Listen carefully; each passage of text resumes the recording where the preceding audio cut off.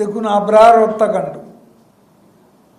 এখানে যাদের দণ্ড হয়েছে চরম দণ্ড, তারা অধিকাংশ নয়, সবই ছাত্রলীগের, কিন্তু সরকার তাদেরকে প্রোটেকশন দিতে যায়। আজকে বিশ্বজিৎকে হত্যা করা হয়েছে।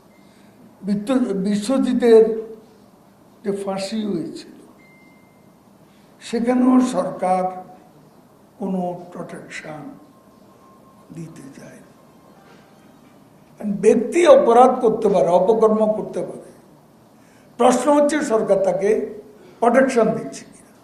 আমরা সেটা শেখ হাসিনা আমাদের প্রধানমন্ত্রী, তিনি এ ব্যাপারে জিরো টলারেন্স।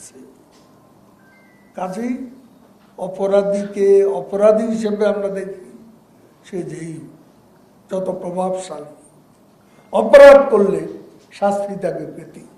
কথা হচ্ছে যে প্রশ্ন থেকে যা যে সরকার এই ব্যাপারে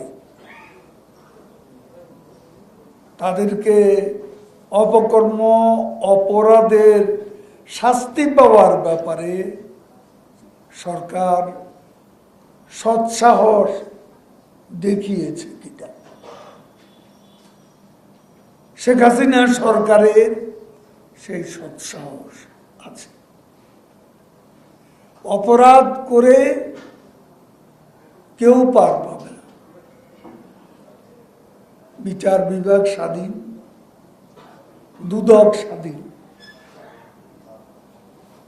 সেখানে যদি অপরাধী হিসেবে